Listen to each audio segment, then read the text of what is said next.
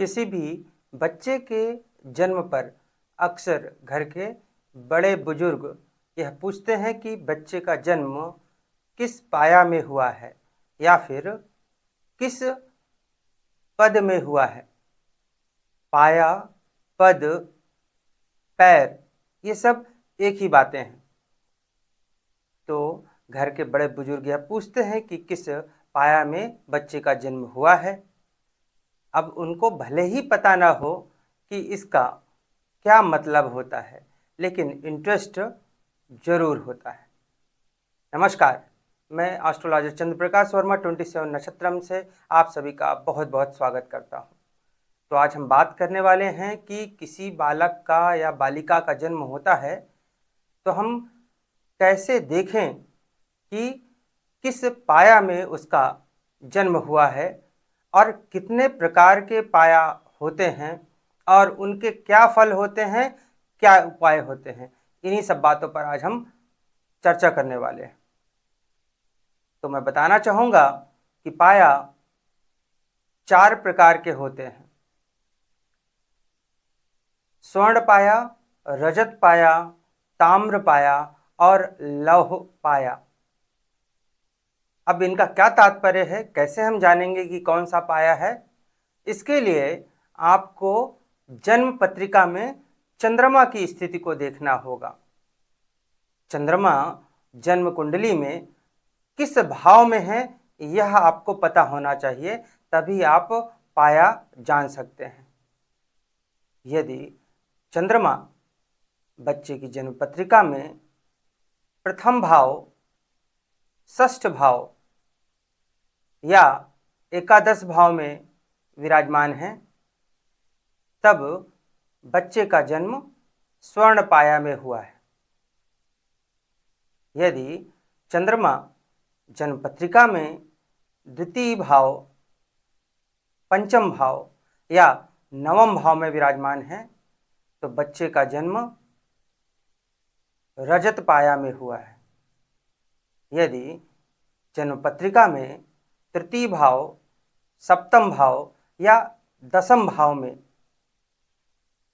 चंद्रमा विराजमान है, तो ताम्र पाया में जन्म माना जाएगा।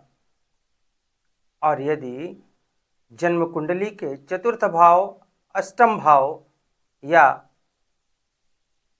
द्वादश भाव इनमें चंद्रमा है, तो बच्चे का जन्म लौह पाया में होता है। तो यह आपको बड़ी सरलता से अभी पता चल गया कि हम पाया को कैसे ज्ञात करते हैं।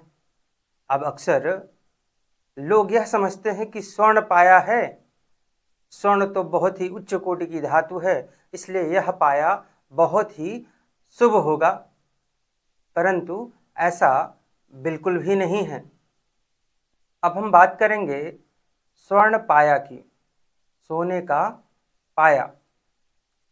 तो जैसे कि मैंने अभी बताया कि यदि बच्चे का जन्म इस प्रकार से हुआ है, उस समय हुआ है कि जो जन्म पत्रिका है उसके प्रथम भाव में या फिर छठवें भाव में या फिर 11वें भाव में चंद्रमा विराजमान है, तब सोने का पाया होता है।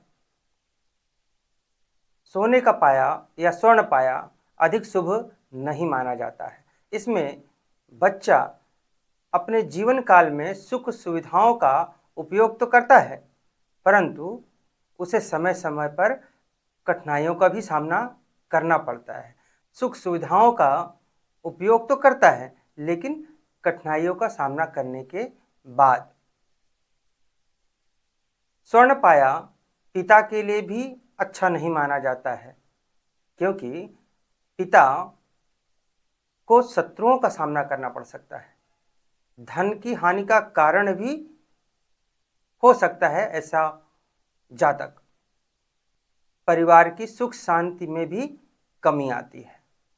तो यदि स्वर्ण का पाया है और कष्ट अधिक हो रहा है, तो इसका उपाय करना चाहिए। उपाय क्या है? सोने का दान।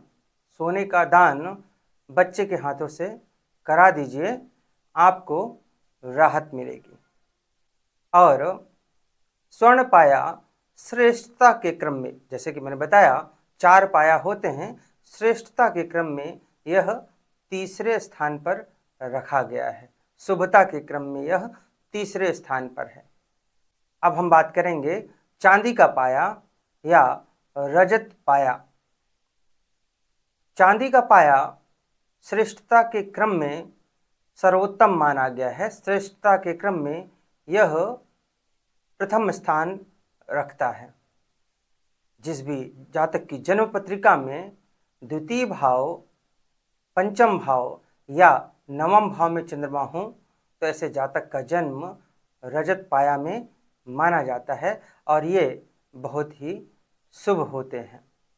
जिस भी जातक का जन्म रजत पाया में अर्थात चांदी के पाया में हुआ है वे बहुत ही सौभाग्यशाली माने जाते हैं।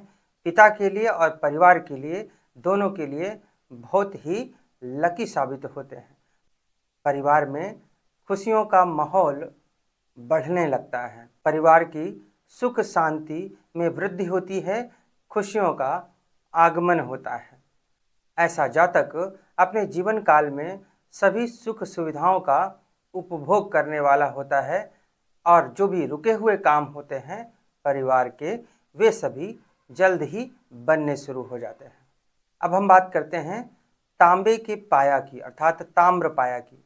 तो जैसे कि मैंने कुछ देर पहले ही बताया था कि यदि बच्चे का जन्म इस प्रकार से हो, इस समय हुआ हो कि जन्म पत्रिका में चंद्रमा तृतीय भाव, सप्तम भाव या दसम भाव में बैठे हुए हों तो तांबे का पाया होता है और यह शुभ माना जाता है।